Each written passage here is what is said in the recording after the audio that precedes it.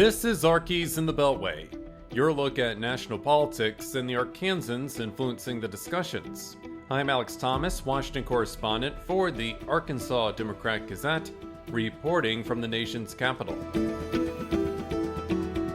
Thank you for joining us for this edition of Arkies in the Beltway for the week of August 3rd, 2025. Welcome to the August recess. Senators and House members are away from Capitol Hill until Labor Day, back in their home states and districts. With the recess period, Capitol Hill will be quiet for the next several weeks. Arkies in the Beltway will, of course, be keeping our eyes on all developing stories throughout the month of August, as well as highlighting things to watch during the remaining months of 2025.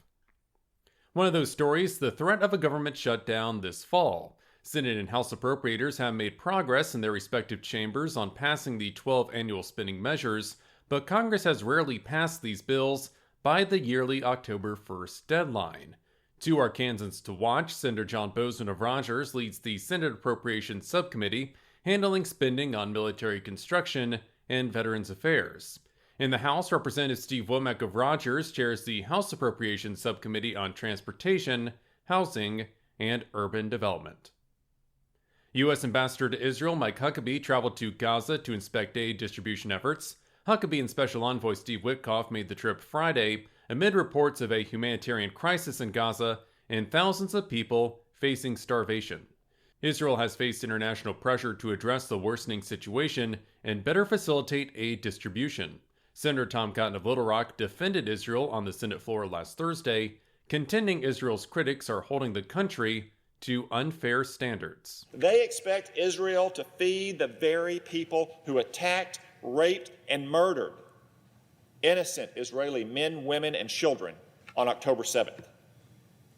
And I would remind everyone, not a few American victims as well.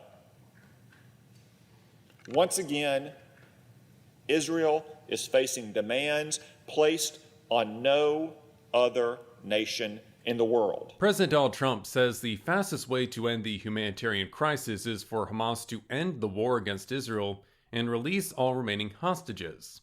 Arkansas Governor Sarah Huckabee Sanders is in Israel and the United Arab Emirates this week as part of an overseas trade mission. Senators scrutinizing the Department of Agriculture's reorganization plan, which could result in thousands of employees leaving the Washington, D.C. area. The Senate Agriculture, Nutrition, and Forestry Committee pressed Deputy Agriculture Secretary Stephen Vadden about the proposal last Wednesday, less than a week after the department first put forward the plan. Senator Boozman chairs the committee. He says senators need to understand how the reorganization effort will affect the department's ability to deliver services, especially to rural parts of the country. From its founding, USDA has been essential to American life, supporting farmers and ranchers, stewarding natural resources, investing in rural development, and advancing innovation in food and agriculture. As the department evolves to meet 21st century challenges, it's important that any organization enhances its ability to deliver on these commitments. The department proposes relocating 2,600 employees based in Washington to 5 regional hubs from Raleigh, North Carolina to Salt Lake City. The closest regional hub to Arkansas, Kansas City, Missouri. Vadden says the move allows the department to build the next generation of leadership, citing the high cost of living in the nation's capital and the department's existing presence in these cities. And if you look at a map, it's kind of neat how it worked out that they're pretty evenly spaced across the center of the country, from Raleigh all the way over to Salt Lake. Something both Vadden and senators noted during the hearing, 90% of USDA employees already live outside of the Washington, D.C. area. Vadden during his opening remarks. With respect, it is insulting to suggest that the more than 90% of USDA employees who clock in every day outside of Washington, D.C. are somehow less important and less vital than the people who do the same in Washington, D.C. In the first Trump presidency, the Department of Agriculture relocated most of its employees within 2 research entities to Kansas City. According to the nonpartisan Congressional Research Service, 75% of affected employees decided not to relocate and instead left the agency. Minnesota Senator Amy Klobuchar is the top Democrat on the Senate Agriculture Committee. She says members of Congress were not consulted about the plan before the July 24th announcement. We have differences across the aisle, but I think every one of my colleagues understands that you need people that can meet with you. You need people that can go over to the White House so that you don't have people that don't have the interests of rural America in mind making all the decisions. North Dakota Republican John Hoeven shared his support for relocating employees to other locations, but he notes the first Trump administration worked with Congress on that Kansas City relocation plan. It is something that ultimately this Congress has something to say about, both from an authorizing standpoint and certainly from an appropriation standpoint. The relocation proposal follows the current administration's efforts to reduce the federal workforce. Around 15,000 employees within the Department of Agriculture have left the agency this year under a voluntary deferred retirement program.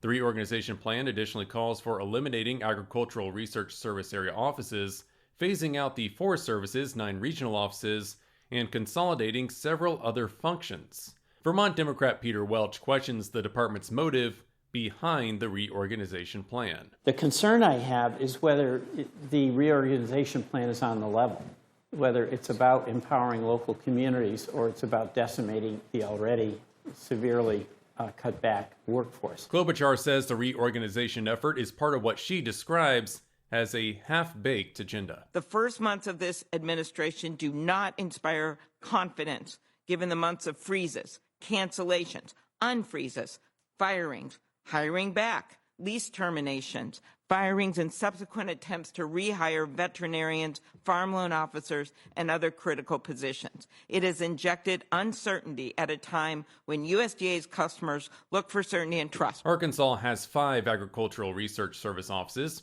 Those facilities are located in Boonville, Fayetteville, Jonesboro, Little Rock, and Stuttgart. While the plan does not specify which facilities will close, the Department of Agriculture is hoping to close research labs in Delaware, California, and Illinois, a request made in the department's budget proposal for the next fiscal year.